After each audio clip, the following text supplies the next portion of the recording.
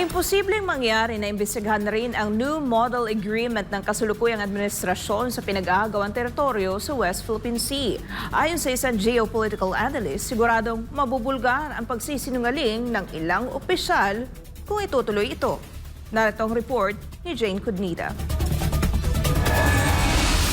I assume the government will not investigate this dahil ang mapapahiya ay ang gobyerno mismo.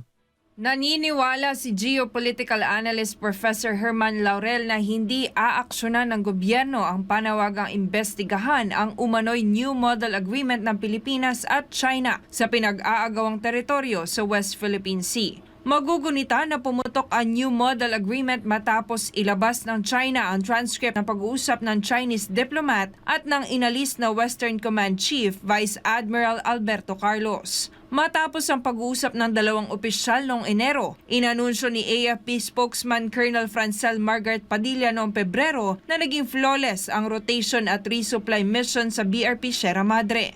Sa kabilang banda, ang pag-uusap raw ni Carlos at ng opisyal ng China ay walang basbas mula sa mataas na opisyal ng pamahalaan at tinawag pang deepfake ang naturang transcript ng AFP. Habang ang DND ay sinabing paglabag sa anti-wiretapping law ang ginawa ng China kung totoo raw na mayroong pag-uusap. Sinabi naman ni Prof. Laurel na kung iimbestigahan ang umano'y New Model Agreement gaya ng ginagawa ngayon sa Kamara na iniimbestigahan ang umano'y Gentleman's Agreement noong Duterte administration ay mapapatunayang ginagawa lamang ni Carlos ang kanyang tungkulin.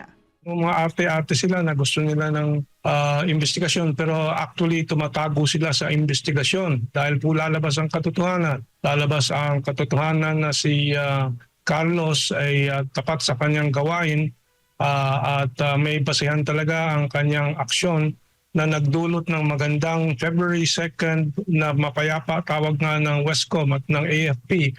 Flawless RORE mission, rotation and resupply mission. Flawless daw. So napakaganda daw.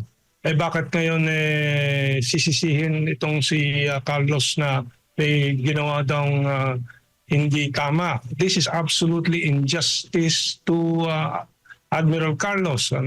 Matapos pumutok ang isyu ng new model ay nag-personal leave daw si Carlos. Ngunit sa ngayon ay tuluyan na nga itong inalis sa pwesto bilang Westcom Chief. Samantala, sakali anya na magkaroon ng investigasyon patungkol dito, ay dapat ding maimbitahan si PCG spokesperson for West Philippine Sea, Commodore J. Tariela, dahil sa umunoy paglabag nito sa direktiba ni Pangulong Marcos Jr. na pahupain ang tensyon sa West Philippine Sea.